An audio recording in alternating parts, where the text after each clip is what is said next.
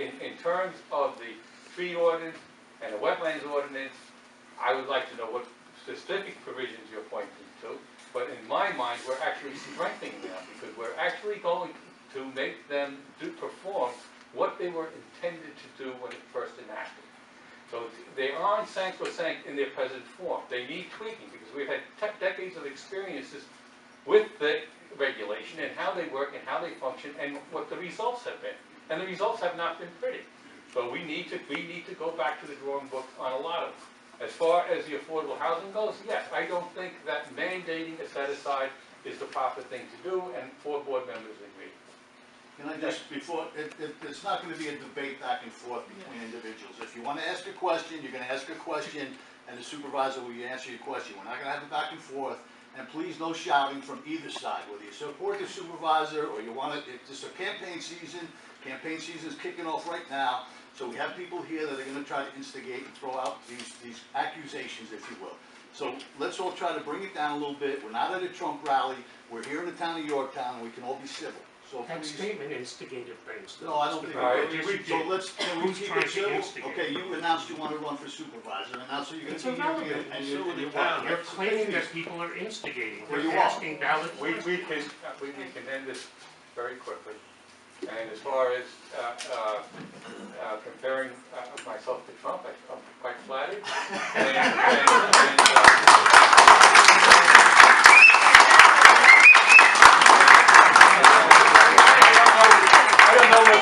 I don't know whether Grace is following Trump or Trump is following Grace.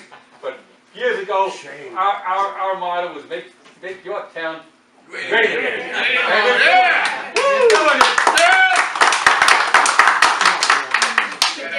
On behalf of the Yorktown Chamber of Commerce, I'd like to thank you for having this forum tonight.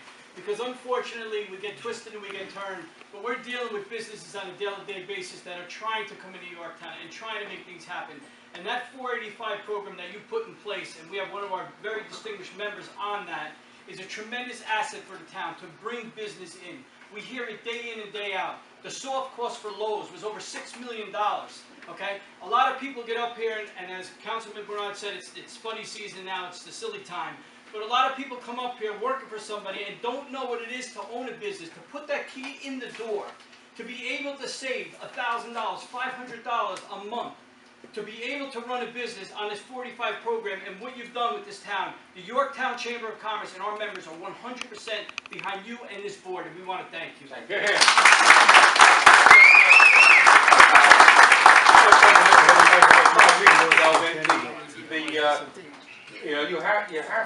You have to dial in your politics to where you are.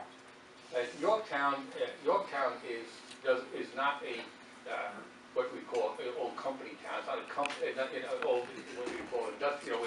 You used to have towns in New York State. The company owned the town. They put up the housing, and everybody worked for the company. Yorktown has limited a commercial tax base. It has limited areas which can be developed for commercial purposes.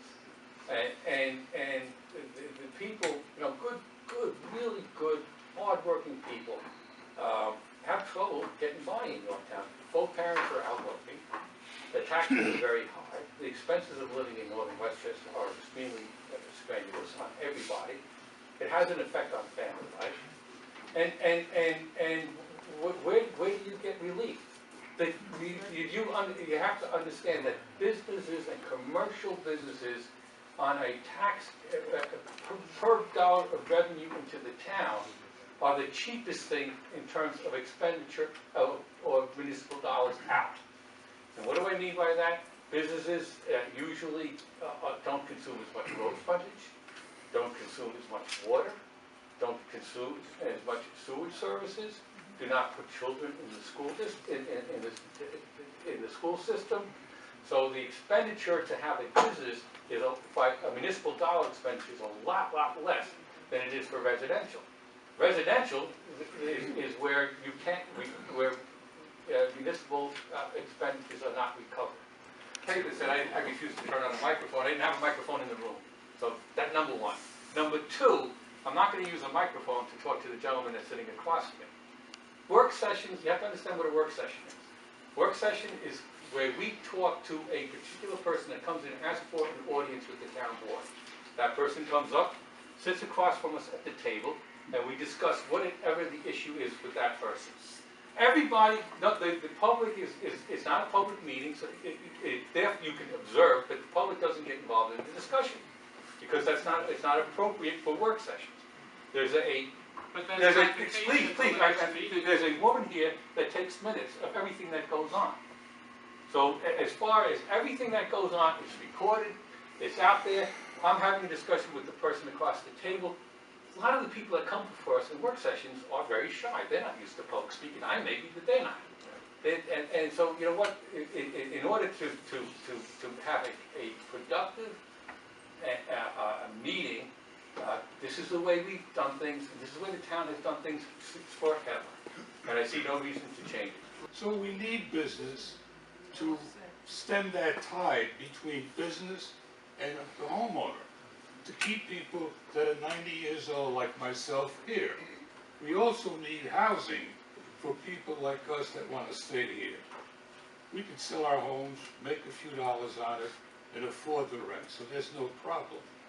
I would hope that political people, whether they run for office or are in office, keep in mind the business community stems the tide against taxes.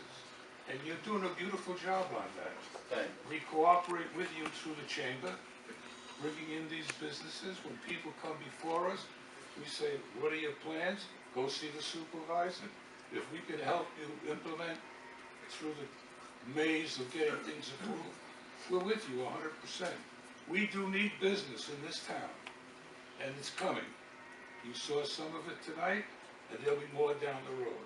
I can promise you that. Local economy, and go to my restaurant, and my restaurateur can go to the hardware store, and my hardware store can go to the, et cetera, et cetera, et cetera, et cetera, et cetera. We got money, and what, who benefits?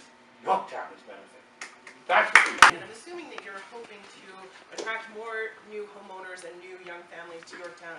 I would like to say that a little bit of respect, I think more than many of us have seen in this room tonight, would go a long way in attracting a lot more and different people to Yorktown. I would really appreciate that. My actual question is about the home that I bought, which, as you know, is right near the Spectra pipeline.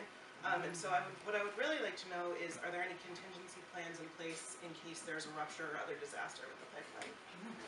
Well, we don't, I guess a rupture or disaster on the pipeline is pretty much above the pay grade of anybody in town. I mean, the regulatory agencies that have jurisdiction over that pipeline are federal. It actually, pipeline is considered a highway instead of on cars. It transports gas. It's the Department of Transportation, the United States Department of Transportation that actually regulates it once it's constructed. Wouldn't Yorktown be the first responders, though? Yes, and we have done all sorts of contingency planning in the event that happens. If you have a regional catastrophic event, obviously, we all have big issues to worry about. The hope is that that pipeline, which has been functioning since the 1950s without incident, being replaced and upgraded with the new technology, new monitoring, new valving, it will be a lot safer than what's in the ground now. It's a fact of life. If you buy a house and they decide to put an interstate in your backyard, very little you can do about it. So are the contingency plans somewhere that we can see them? Are they? Excuse me? Where do we find the contingency plans? You Whether can. from Yorktown or? Yeah, I will try to get up, if you'll leave your contact information, I'll try to get a hold of the representatives of Spectra, and I'm sure I can get either an email to you or somehow, see, I'm sure that they're removing this. One more. I'm also new to Yorktown, and I just wanted to follow up on the first part of her question, which I saw. I appreciate the slideshow, and it's really good to be here and see everything that's going on. I was surprised to see. I went out to the bathroom, I came back, and it seemed like there was a little war going on in here. There's a lot of animosity. So I'm just curious. Is there a problem, and is there a kind of a way to address it? Because it seems like there's a lot. I mean, Well, I mean, we have issues on the national level, but we live in a town, if we can't make it work here, Well, Then- I agree with you. I think the second question I got was to the effect that I'm Trump-like. I'm sure the questionnaire wasn't looking to offer me a compliment, although I may have taken it that way. But it sets the tone. You know, I wear the Republican brand. If you want to talk about national issues, I could talk to you all day about it. At this level, does the brand, my political brand, make a difference? I think so. In some ways, it does. Does it influence the way I think about things? Yes. I'm a firm believer in freedom. I'm a firm believer in limited government over what you want to do and your aspirations. I don't think government, even on a local level, should interfere with it. I think government on every other level besides the local level is onerous. No reason for us to be onerous as well. I think that once you give people the freedom and they exercise what they think is in their best interest, you have a much better community. And I think Yorktown proves that. I can't help that, you know, there are people that, you know, the tone of their question on environmental regulation, it seems to see, if I go to look at that and this town board spent an enormous amount of time with extra work sessions this year to review the entire operational function of the town, from head to toe, all staffing and regulations, to see where we could do better, to see where things could change, things that needed tweaking. And we're doing that. But what happens is that we all understand that, you know what may be the third rail of politics? Going to the wetlands ordinance. Because somebody's going to say, you're going to the wetlands ordinance, so the assumption is you're going to weaken it. And that's not true. Or you're going to the tree ordinance, you're going to weaken it. And that's not true. So the thing is, you know what, it's getting, everything, you know, when you have dialogue and you have constructive dialogue and on the issues, and staying to the issues and not getting personal, not throwing the ad hominems, not doing the faces and the size and the, you know, we have, you know, you can have great discussion, and I love political discussion, and I think it's healthy for everybody. I got a daughter who loves Trump, and I got a daughter who thinks I'm nuts. So it's great. It's just absolute fun. So they're all taught to have a polite discourse. And unfortunately, in this day and age, there are people that practice identity politics or personal politics, and that's the swamp they want to live in. I can't do anything about it. You try to rise above it, and there's no reason for it. I told you, we're one town.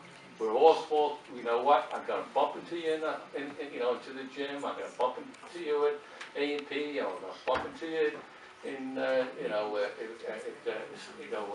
BJ's. Or I may even bump into you in the new Lowe's. But it's, you know what? You're my neighbor. You know, and we all should treat each other with that type of respect. As I ended my speech, God bless you. Have a great night.